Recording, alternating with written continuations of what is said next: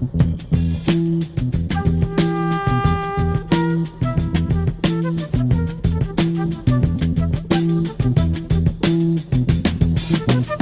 will not be able to stay home, brother. You will not be able to plug in, turn on, and cop out. You will not be able to lose yourself on Skag and skip out for beer during commercials because the revolution will not be televised. Peace and blessings to listeners to 1490 WMBM. Yes, you know you already. You're tuned into South Florida's #1 heritage gospel station, and it's Monday. Yes, and it's that third Monday of the month. So yes, it's time for Brotherhood Talk Worldwide. And we want to let you know right now, we are going to be worldwide today because we have some influential, I'm just telling you, powerful, powerful guests in the studio with us today. Sisters that have left their mark on our community and the world. And we got some things we're going to be talking about today that need to be talked about, but definitely from reliable sources. Of course, we always want to start out by reminding you that you can tune in. And matter of fact, you got a responsibility. If you love our community, and if you love in particular today our beloved Haitian community, I need you to tell Lottie, Dottie, and everybody that they can tune in right now on Instagram, WMBM Radio. They can tune in at the World Wide Web, WMBM.com, and also Facebook, WMBM Gospel AM 1490. No excuse for not tuning in today and sharing this powerful program. And before I get ready to introduce our guests, we always give a shout out to our beloved brother, who this opportunity really all comes from. We're talking about Bishop Victor T. Curry, President and General Manager, and so much more to this beloved radio community. And Doc always gets it right. I come here for my session to get fired up, man. He just makes it so that the spirit that you get here from WMBM will make your day go right. Also, it's not just about the Brotherhood Talk Worldwide. We want to give a shout out to the entire lineup of shows that are showcased here throughout the week. On Mondays, of course, you have Compassion Living with HIV and AIDS on the first and second Mondays. And then, of course, you know where we are right now with the Circle of Brotherhood Talk. And also, Tuesdays, Truth Be Told, we got issues. You got Vanessa Wood Byers and Senator Dwight Bullard. Shout out to you. Wednesdays, Witness Tree Wednesdays, hosted by our beloved sister Jackie Collier. These are all superheroes on here. I'm just letting you all know. So you should be making sure you tune in. And of course, Sister to Sister on Thursdays, educating, empowering, developing the next generation. Dr. Jamila Jackson, who happened to be the first female chaplain at Florida Memorial University. Told you they're all heavyweights on here. And of course, Sister to Sister, also hosted by Elder Vivian Whitehead Phillips and Dr. K. Williams Dawson. And then on Friday, The Week in Black Art and Culture, hosted by Melissa Hunter Davis. And last and not least, our beloved brother Brian Person, who hosts Brother to Brother. That's right, we take the time to shout out anyone who's bringing news, information, and inspiration to our people. And then speaking of news, inspiration, and information, I'm going to be bringing to you, beloved family, a sister who is no stranger to the South Florida community at all. But not only that, our sister is a champion. She is a beloved advocate of our children and our families. And she's also very, very civically involved in the affairs. And there's a lot going on right now with an organization called ICE, with federal laws and local laws and mandates that apply to something called TPS. And I've been seeing all over the place our beloved Haitian brothers and sisters harassed, questioned, and even arrested by ICE. And maybe there's even more to know about that. But we cannot be who we are as the Circle of Brotherhood and not do our best to find men and women in our community who can help make this go right. And, you know, I'm only going to read a little bit of this because she really doesn't need an introduction. But it's only fair and right as I bring to you right now one of our beloved sisters joining us today, Gepsie Metellus. First of all, welcome, my beloved sister. Thank you, Brother Lyle. Thank you so much. I'm so happy to be with you. Always have you in our presence there, sister. You want to help out with that, Lamont, that feedback. And so while we're doing that, for those of you who don't know, because again, one thing's about this particular broadcast, it can go anywhere and everywhere. I see. And I want people worldwide. to This know. is That's right, Brotherhood. worldwide. This Worldwide. is Brotherhood Talk. Worldwide. Yeah. So, for those who don't know, our beloved sister Gepsie is a prominent Haitian American community leader, educator, and advocate who served as the co-founder and the executive director for 25 years. I know you all know this name. The Haitian Neighborhood Center, St. Lyle in North Miami. And our beloved sister, born in Port-au-Prince, Haiti, migrated here at the age of 12. And also is not only a Miami Foundation Saltwater Fellow, No, but I'm not. My sister Santra is. Oh, your sister Santra is. Okay, I'm moving on to her. So I'm moving on to number one before I get to number two. But I know you also were involved in a very successful political run here to represent our people. And I say it was successful because you did what most people don't do. You got involved and you stood in for what was right in terms of Miami-Dade Commission. But that and many more. But I also want to say personally that you have been not just an advocate for the Haitian community. You have been an advocate for our entire Miami-Dade community, and you have always stood on principles that represent the rights of people. And so with that being said, I want to welcome you to Brotherhood Talk Worldwide. And what say you about you? Oh, Brother Lyle, I think you did me great justice, right? A very nice introduction. Thank you for that. Let me just tell the audience and the viewers that you have been a steadfast advocate for Black and brown communities, for all communities of color, for all communities where people are struggling, people are pushing forward, trying to make a better way, trying to make a way when there's no way, right? And so I appreciate that, appreciate your collaboration, appreciate the fact that you have always been sensitive to some of the little nuances that impact the Haitian community, our Haitian brothers and sisters, and you have sought to understand what those were. And so I appreciate that about you, and I thank you for that. So honored to hear you say that, family. And so, look, we're going to dive right in right now. We know that there have been many reports of ICE being involved in our Haitian community. What do people need to know right now about that? Brother Lyle, great question. And what I would urge our brothers and sisters, whether they're Haitian, Bahamian, Jamaican, Trinidadian, African American, no matter the ethnicity that you belong to, and this moment, at this time, all of us could be profiled because we're all Black.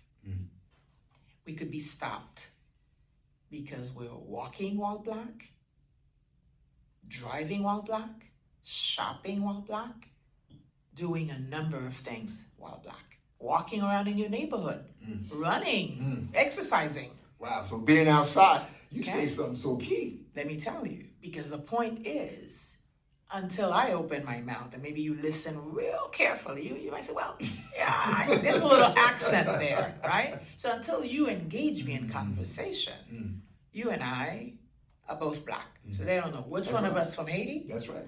Which one of us is not. Right. And so ICE will stop either one of us just because of the descriptions I just provided. And, they may take their sweet time to figure out if, in fact, you are documented. And by documented, I mean you're either a citizen of the United States, a permanent resident of the United States, or you here in the United States legally through the several other means or other ways that people gain entry into this country. So what I just heard you so vividly and clearly say, and it really vividly came to my mind. I don't know why I already knew it, but it just, the way you just put it, that there is now a mandate where any Black person in South Florida can be stopped by ICE. Especially because South Florida is known as a community of immigrants, right? With large segments of Jamaican, Haitian, and Trinidadian, Bahamian, and others. And like I said, when somebody stops you, they don't know who you are or where you're from, but they stopped you initially because you're black. So And then because they think you're undocumented. right, or because they want to. Well, that's another show too. Wow, I got you on that. Wow, so again, I couldn't think of you brought clearly to the point why this is all of our issue. And family, please, I do a lot of work in the community dealing with gun violence. And one of the saddest things to see is when people are not involved and then it hits their doorstep. That's the irony. And they have to get involved. That's the great irony, and all of us have fallen for that. Yes. Until it comes knocking, until the danger or the trouble or the pain, the violence comes knocking at your door, you think you're okay, you think you're protected, you think you're safe. Right? So, let me ask you this. Wake up call for all of us. And speaking of a wake up call, what kinds of I don't know whether they're public statements or even meetings or gathering, what is our political community doing about what's happening in South Florida right now with ICE? All these municipalities in South Florida, or throughout the state of Florida, that have signed those 287G agreements with ICE, and that then deputizes their police officers to act as ICE agents. In 27 And so, municipalities. each police jurisdiction takes it in the direction they believe that they should take it into, right? What their own communities, their own constituents are expecting. So if a police officer stops you because you violated some traffic rule, and then they run your tag or your license and discover that you're undocumented, that police officer can then pick you up and detain you and then transfer you to ICE at some point. But of course, we know that in some jurisdictions, some police officers take this thing to the maximum level. Could you verify this? I was at a forum this weekend, and the city of North Miami, I believe it was the assistant chief, went on record to say that they have not signed it. Oh, there's several police jurisdictions that have not. And you can see why North Miami would not sign it, right? I believe the city of Miami was engaged in a conversation not too long ago about undoing it because they know that it disrupts everything they stand for and it does not reflect or represent their constituents. And so there are police jurisdictions where they're taking a look at this and saying, no, we don't want this, but many of them are doing it. Why they're doing it, your guess is as good as mine. But we're intelligent, we understand. So let's help our people in this way right now, because I consider you not only be a great source of information, but also inspiration. Are there any, concerning this issue right now, are there either any myths or falsities that are being shared that might need to be cleared up, or are there some more intricate things that people really should be concentrating on to really be able to protect ourselves from what's taking place? So let me take you, Brother Lyle, back to the very first time TPS was provided to Haitian nationals. This was right after the earthquake in Haiti in 2010. It was then President Obama who said, well, given the circumstances, a country destroyed, all the institutions destroyed, buildings collapsed, every single governmental, civic, or important institution in the country has crumbled, has pancaked, right? So TPS is then provided to Haitian nationals then. So temporary protected status. Yes, one of these slogans that folks are playing around with is temporary means temporary. I understand that, and that's correct. Temporary is temporary. But when the government provided this temporary status to people. It didn't tell them, okay, this is going to expire in a month, or you can only work up until 2 months. It got extended and extended, and in the meantime, what do people do? People live their lives. Right. They go to work, they raise their children, they try to invest in their futures, they send their kids to college, they buy homes, they invest in businesses. Their lives are not temporary, right? Right? We say people are not temporary, but it's actually people's lives that are not temporary. So while you have TPS and it was legally provided to you in 2010, then it was renewed again. In the meantime, you're not standing still. Over 16 years. You're busting your butt. You're doing what you need to do in order to make a way, right? So now, this administration decides that it is going to terminate it because supposedly the conditions that made Haitians eligible for TPS have improved.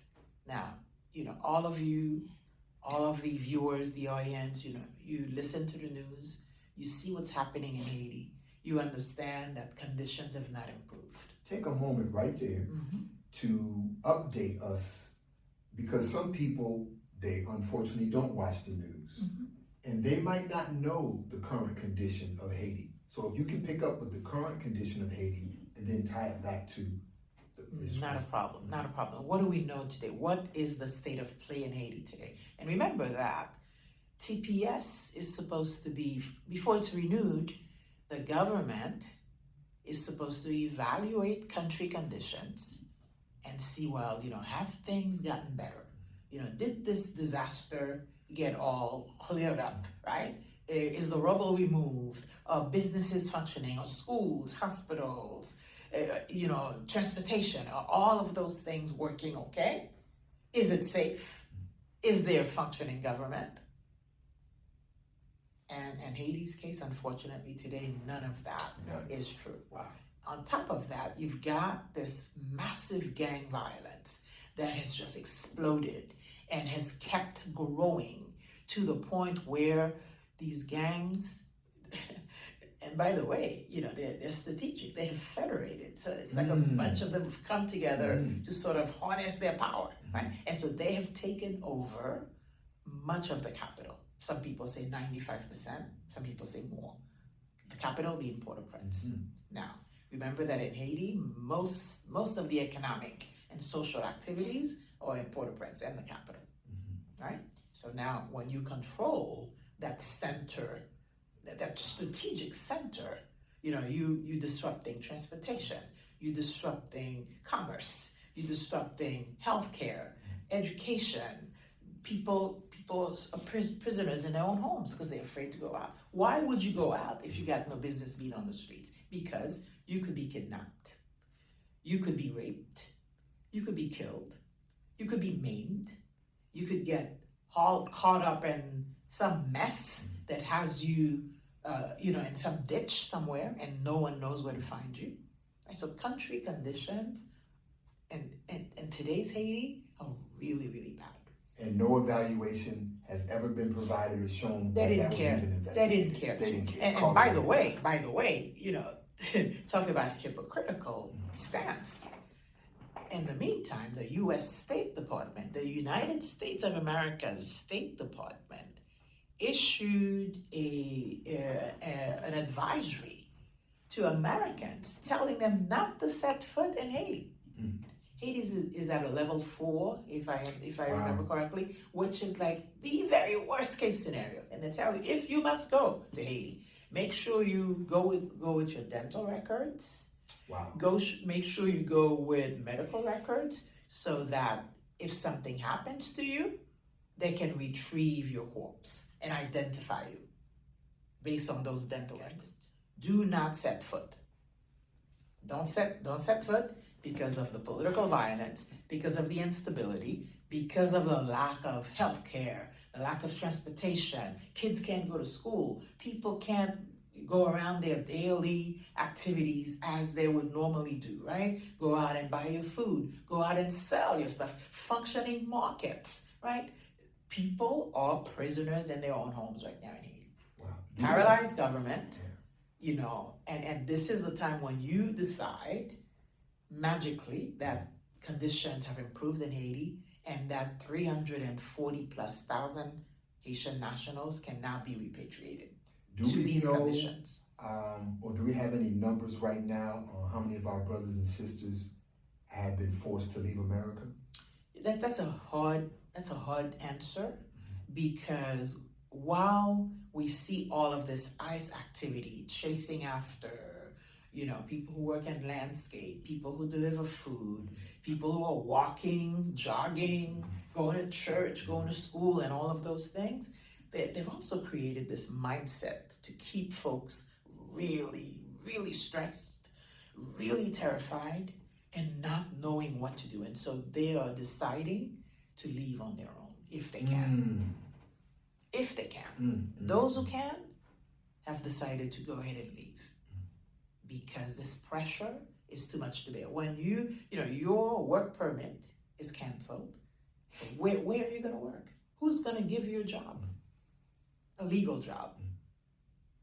You talk about the fear that you mentioned. We recently had a youth program, completed graduation, Sentinel Leadership Academy, and a large number of our students were Haitian students between the ages of 14 to 24. And on graduation day, They didn't come. they didn't come. They didn't come. It's the fear. It's the fear that's in the household. And so parents, family members saying to people, don't go out there unless you need to. Don't go out unless it's an emergency. If they're sick, they're not going to see a doctor. They're not going to the hospital. They're not going to schools now. They're not going to And I know school. some of our Latino brothers and sisters as well. Are facing the very same thing. And remember, in the case of kids, it's really gut-wrenching. It's a heartbreaker, because many of the kids don't know that they are not documented. Wow. Right? Because if they came over with their parents and were benefited from TPS, which got renewed, and they haven't found the other legal means to become legal permanent residents. So people, that's the other thing I wanna disrupt. This myth that they should have found a way to legalize their status.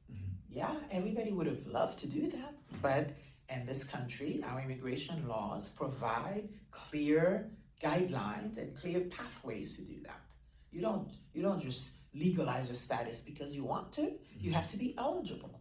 And eligibility is based on family, based on your spouse, and maybe siblings if they're citizens, and if you have a certain age. So it's not a job that's having you come in because you got a talent that nobody else has, or that's rare. That's hard to find here. I want you to speak to our leadership, meaning anyone who considers themselves, whether they're a politician, whether they're a community-based leader, a faith-based leader, an educational leader, and speak to us from this vein. Because Gepsie, I just heard you describe a national disaster beyond a natural disaster phenomenon.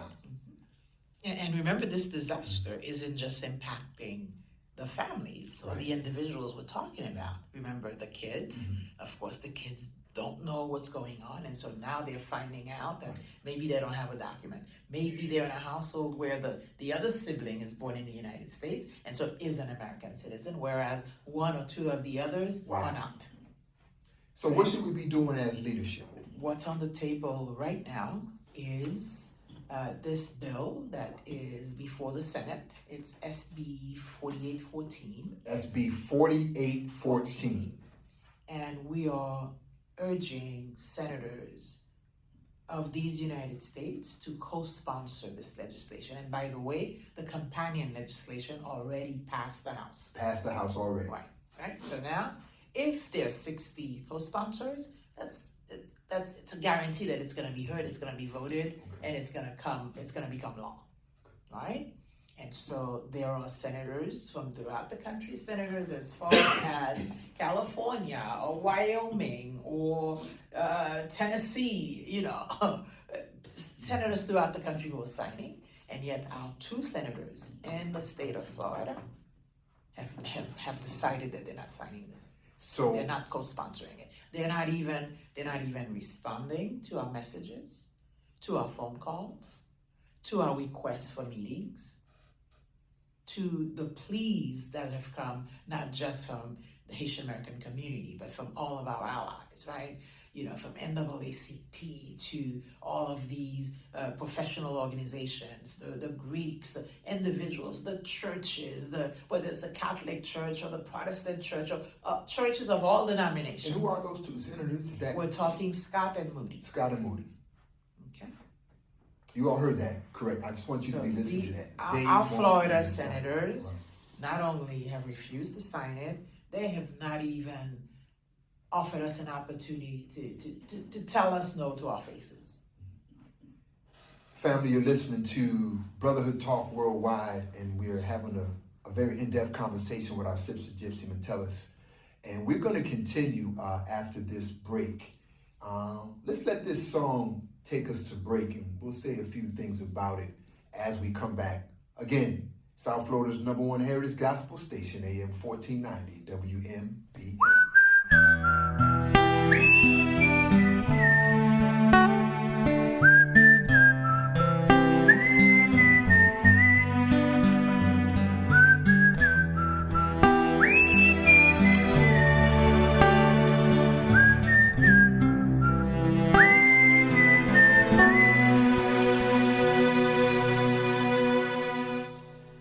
Haïti, c'est belle la mer, c'est belle montagne avec belle rivière, c'est belle plage avec pied cocoyer, belle paysage avec belle couleur.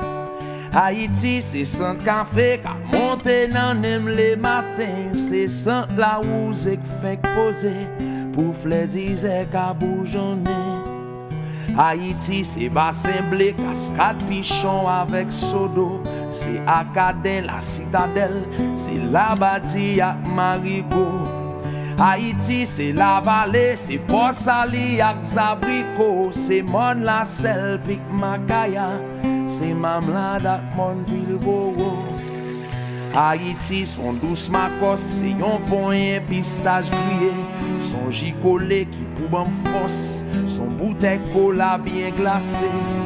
Haïti, son bon griot, son bon fritaille, un bon tasso, son bon légume avec siric, son bon diri avec lalo. Haïti, son bon bouillon, son soujou avec piment, son bon cassave avec mamba, qu'a trempé dans la casse. Haïti, son bon domboué, qu'a mariné non bon sauce pois, son bois cochon, bon clairon. Haïti, son bon café d'histoire. Haïti, chérie, pour jamais aimer. Moi, vine déposer ticket, moi, nan men. Haïti, chérie, pour jamais adorer.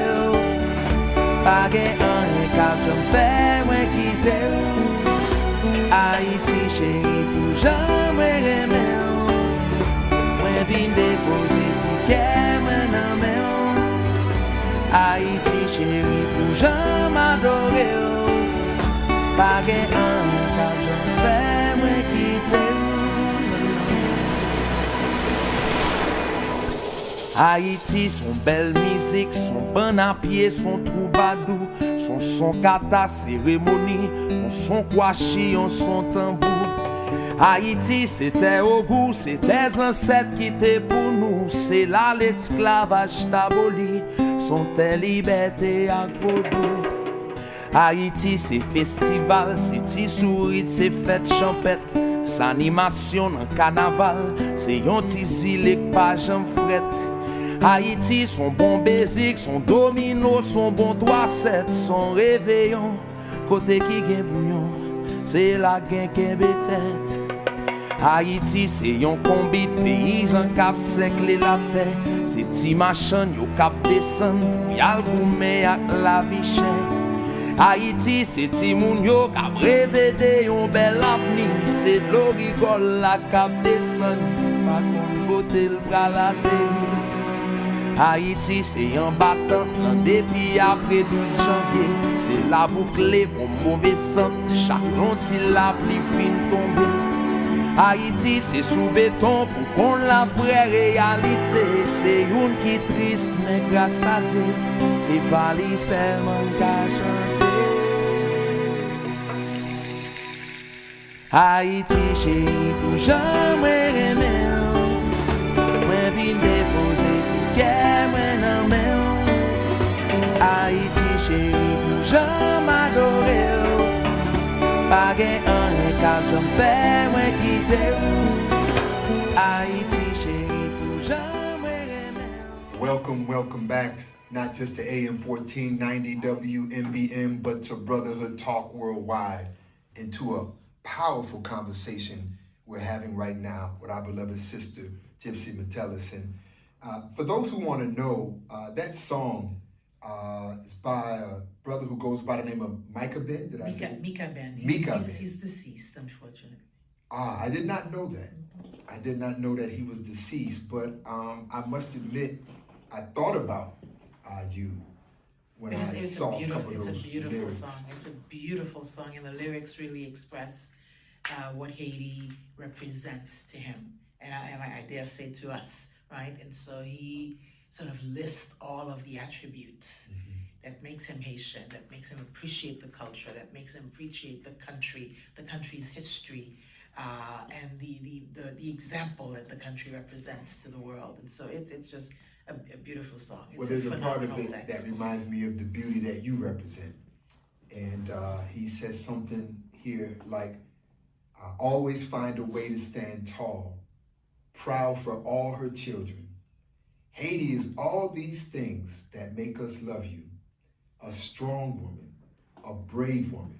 Even if she knows she's not perfect, Haiti is a beautiful woman despite all struggles. Absolutely. And what you provided us with so far, information-wise, about this current struggle is really putting us on deck. So it sounds like, if we're coming back to this conversation, that we're politically handicapped here in the state of Florida, but should people be calling or what? Or should we just be organizing? What should we be doing? Well, we should be doing both. We should be doing both, right? And so we talked about the senators who have gone missing. But we're going beyond those two from Florida. We're reaching out to, all of the others. I think so far we're at 45-ish So about senators. 15 or more needed. Exactly. And so again, this is call your senator, no matter where you live in the United States. Urge your senator to co-sign this legislation because it gives 3 years to these people so that they can then plan their return. So this is my time. I do a little commercial here. I got to Go talk right real to the ahead. people for a minute when I got to Go put out right a ahead. call. Now, people, you know daggone well, when somebody does you wrong, you don't hesitate to cuss them out. Matter of fact, you will call them out. You will text them out. Sometimes you even show up with, you can't do that. You can't do that for something that's going to help put pressure in the right place and peace in the right place to give our brothers and sisters an opportunity to find a better way out of our currency. So in other words, don't tell me you can't make a phone call. Don't tell me you can't send a text message. And don't tell me you don't know how to cuss out politicians that don't do us right.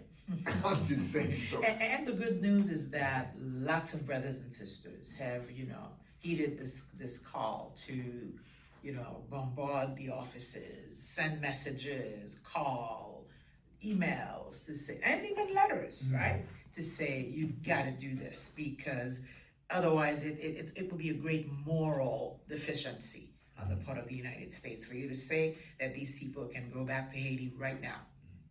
Under Speaking these of circumstances. taking those kind of actions, you just described someone who's on that phone line right now. Okay. You talk about one of our frontline soldiers here in Miami who is just not going to have it when it comes to our people being mistreated. And even though she does so much in terms of tenants' rights with the Miami's Workers Center, she is a champion in our community. Santra Dennis, are you with us?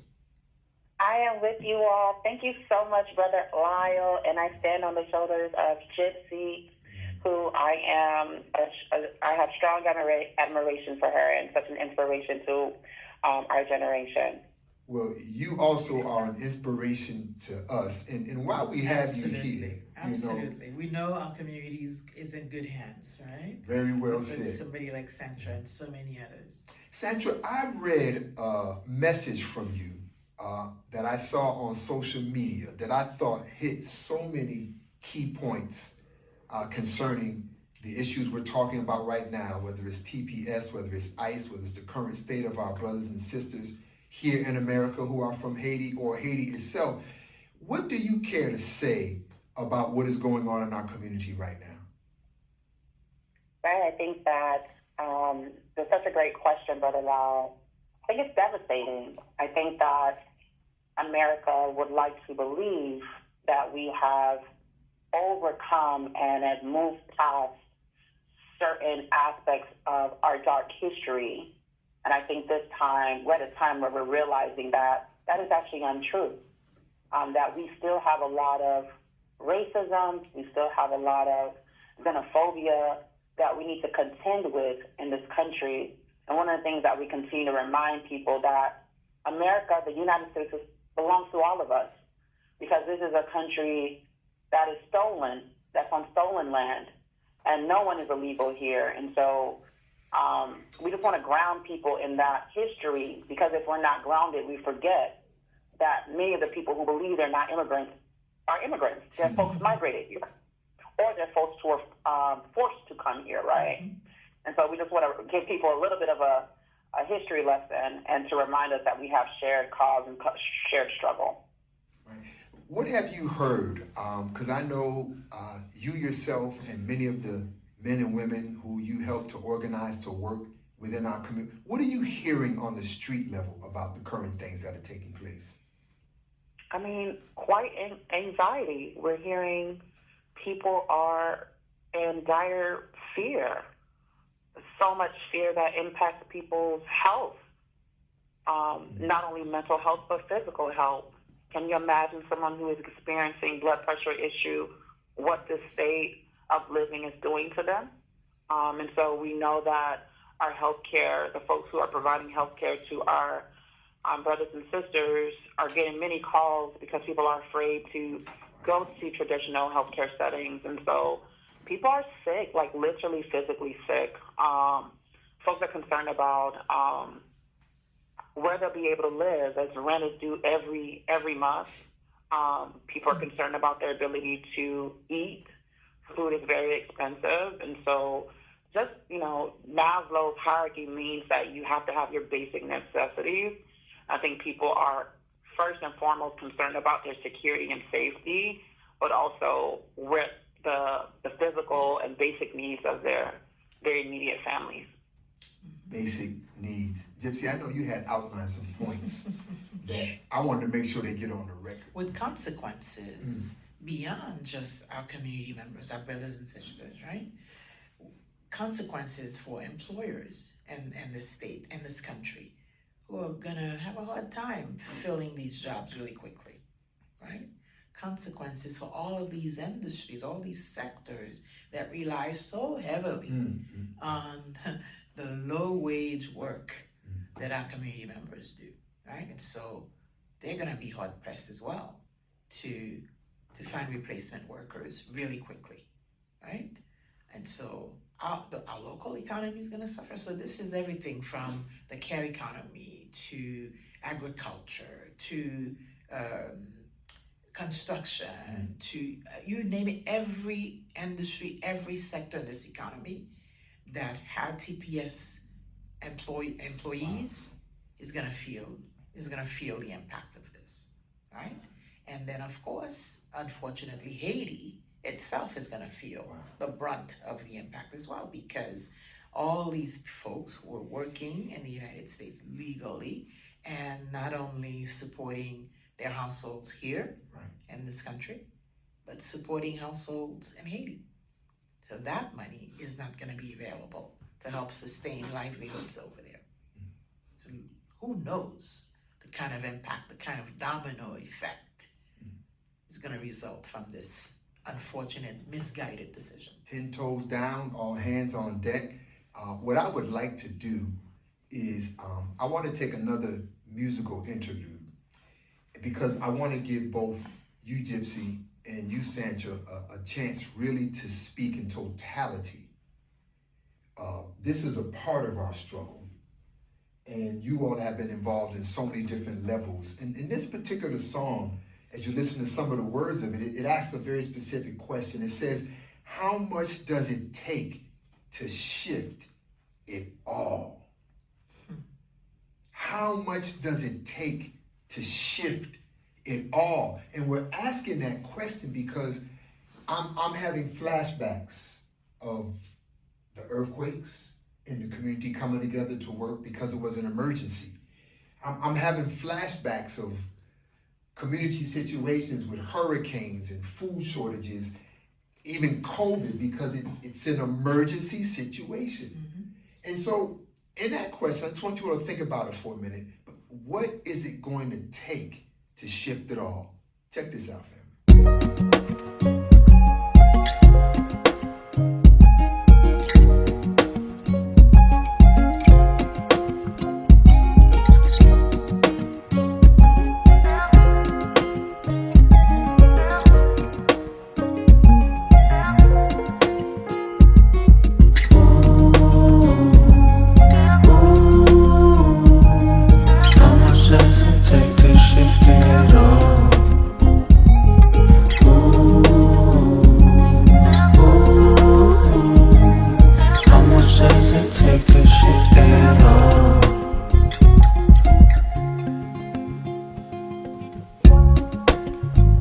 What to do now?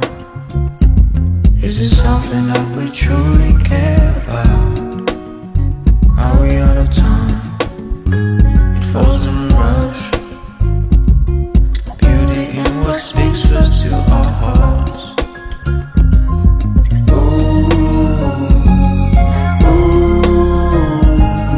How much does it take to shift it all?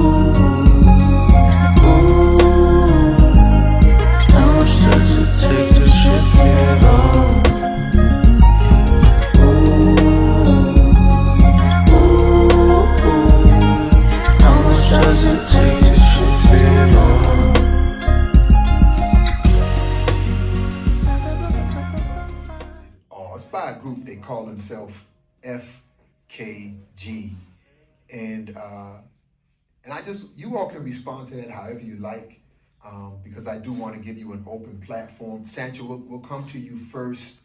If there's anything that you think, because again, we're going to send this message worldwide, and if there's anything that you think people need to know or anything you want to say in reference to the treatment of our people, or anything you want to say in closing. Sure, absolutely.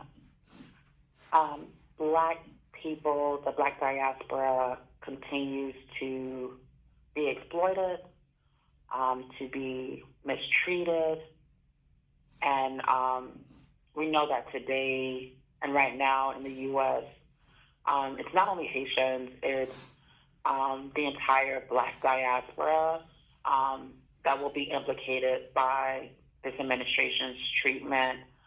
We also know that our brown brothers and sisters are also going to be implicated. And the question for us is like, what say us?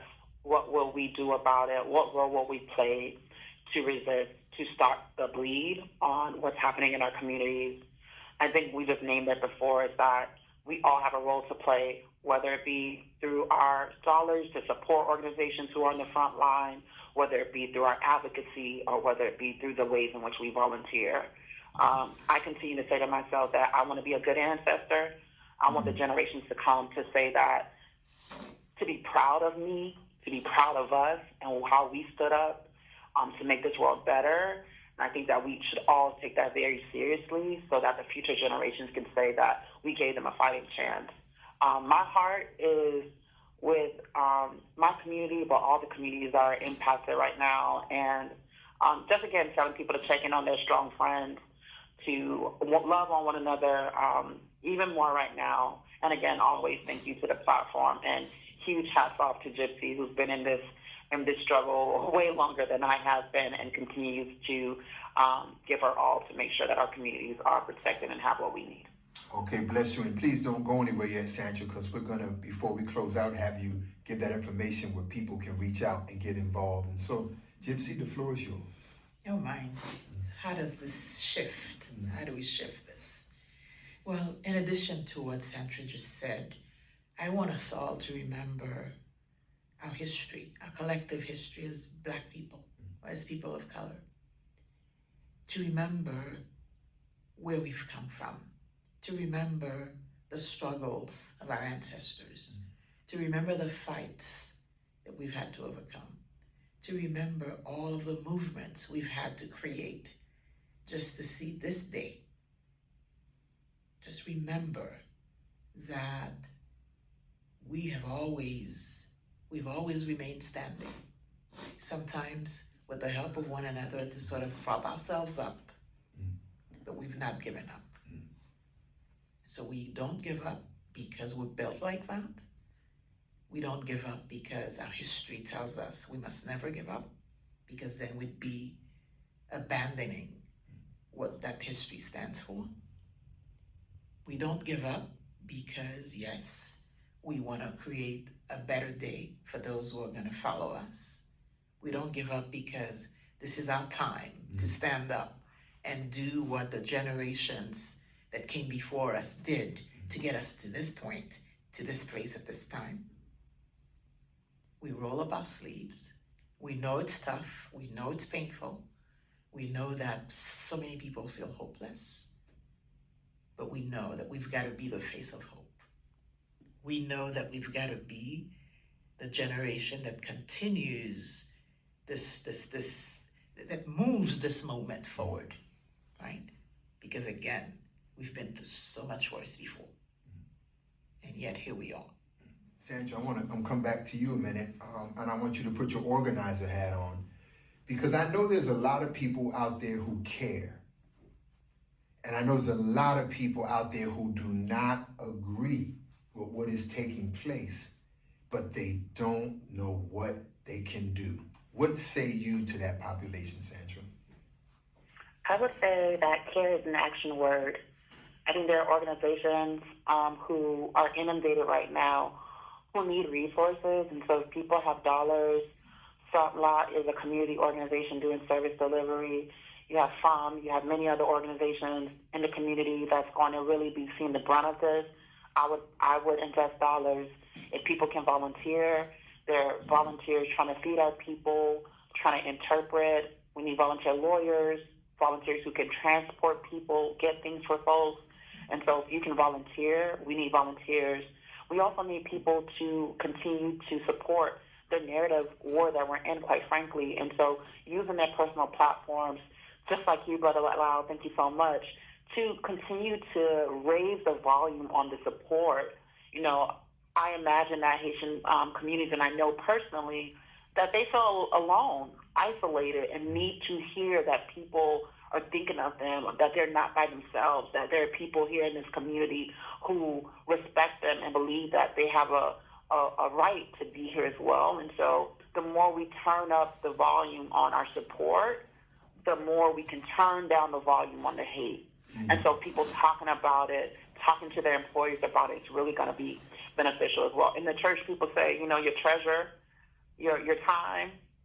And so if you don't have a lot of dollars, your time is really what we need. We're looking for volunteers, and Photo Immigrant Coalition is helping to coordinate those volunteers as well. So how would someone get in contact to be a part of that coalition? Sure. I mean, they can reach out directly to me. My phone number, I'll give you my cell, 954-483-6830. I am a part of the Haitian American Professionals Coalition. I'm actually the chairwoman, and we're helping to kind of coordinate and support different organizations who are providing services, so we can help plug them into whatever their skill set, their capacities are. We're happy to plug people. And I'll give an example. I'm a huge lover and supporter of Dr. Arman with the Dade County Street Response. I know Brother Lyle, you're involved as well. You know, they want to offer telemedicine, and so they know that they have the capacity to support, or this is the work that they do, so they're figuring out how to plug in their skill sets, what they have experience in, to what the community needs are. And so some folks may not be healthcare providers. They might be mental health providers. Can you provide additional hours? Can you help support the community who's experiencing such a mental health crisis because of this news? I would offer that. If there are teachers specifically who can help support and navigate parents trying to homeschool their kids, we need that support as well. And through the coalition, we can help plug people in. Sound like you know what you're talking about. Yes, you really do. And what I also hear, another commercial break for me to talk to my people, right?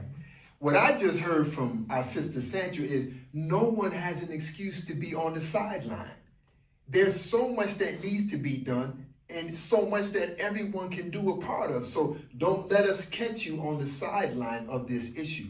And Gepsie, speaking of sideline, I'm just curious, if I was a local politician in any one of these municipalities where our brothers and sisters are tremendously impacted, could I introduce a policy or legislation? Could I make a statement? What should I be doing if I'm an elected official down in South Florida right now in terms of those things? So, you know, a bunch of South Florida politicians or elected officials have issued statements of support. You know, they want to know how they can help. They want to know how they can potentially contribute financially to help support organizations that are on the front lines and supporting community members impacted by this decision. But unfortunately, there's no policy that they could advance because immigration is a federal issue and therefore lives in Congress, right? So they can, you know, local officials, you know, from your municipal leaders to even county leaders, right? And even statewide leaders, they can all send resolutions of support, urging the Congress to act, urging the Senate to go ahead and do what it needs to do with 4814. They can do that, and all of that is good, right? All of that is helpful because, again, it reminds us that we're not alone. It shows the community that they're not alone, that they've got support, that there are advocates in their corner, and those advocates are varied from elected officials to church leaders to community organizations, Greek organizations, et cetera, right? But what we need right now, for sure, is for, you know, your friend, your cousin, your sister, your family member who lives anywhere in the United States can pick up the phone or email their senator to urge that senator to co-sign Senate Bill 4844. We rely on one another. We support one another. You know, we just have to remember that this is a time that people will attempt to divide us. People will attempt to play us one against the other, right? And so I pray we don't fall for that. I pray we don't fall for that. And I pray that when we get to the other side of this, we don't let those lessons get forgotten. We don't let the lessons of this moment go by the wayside and think that we're going to be all right because we are who we are. You have just heard some wisdom spoken down through, maybe channeled through our ancestors, but definitely represented by both of our beloved heroes who are indeed giving us, I call it divine instruction, you know, because my last little 2 pennies, you know, one of the models in the circle of brotherhood is we ask, who do we serve? And the answer is our community. So I'm asking you all out there, wherever you sit, who do you serve? And if it's our community, and some of us sat on the sideline and we watched our Latino brothers and sisters experienced this same type of pressure and just looked. Now, it's knocking on our doors. So I love the message that was given by our two sisters. I love the different things that were said that people can do to get involved in Santra, so we don't leave any stone unturned again. We want people to know who hear this message how they can get in contact with and who they should get in contact with to get involved. Sure. I am happy to share my contact information and then some contact information of organizations that are actually also on the front lines. And so, Santra Dennis, I'm the chairwoman of the Haitian American Professional Coalition. You can reach out to me at info@hapcoalition.org. Again, info@hapcoalition.org. And my phone number is 954-483-6830. You can also reach out to the Florida Immigrant Coalition, 305-571-7254. And for sure, you can reach out to Law, 305-573-4871. Okay, family, so we don't just have marching orders. We also have places we can go, people we can contact, and things that we can be doing right now to get involved. And so I want to just thank the both of you for taking time really out of your lives, and we're honored to have you with us. And family, like I said, we're going to be spreading this message far and wide. We ask that you do the same, all of you all who hear this, because it's such an educational tool so people can understand what needs to be done and not just want to do something. We also want to give a shout out to those of you that will be joining the Circle of Brotherhood this evening in Pompano at the Pat Larkin Community Center, where we'll be hosting our second community, let's just say family gathering that was sparked through the tragic loss of two of our young brothers and sisters in that community. So we'll be there with our Pompano community tonight. We already know that tomorrow's Tuesday, and it's election day. It's election day, so it's either election day or selection day. You make up your mind on what you want to do to participate in that, family, because if somebody's elected, somebody did the selecting. So do your part, do your part and stay safe and be moral and be right. We just thank you for tuning in this week again to Brotherhood Talk Worldwide, South Florida's #1 Heritage Gospel Station, AM 1490 WMBM, and we'll be checking you out very soon on next Monday.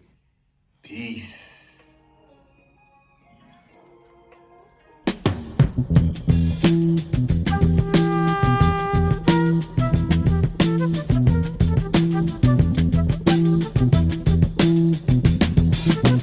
You will not be able to stay home, brother. You will not be able to plug in, turn on, and cop out. You will not be able to lose yourself on Skag and skip out for beer during commercials because the revolution will not be televised.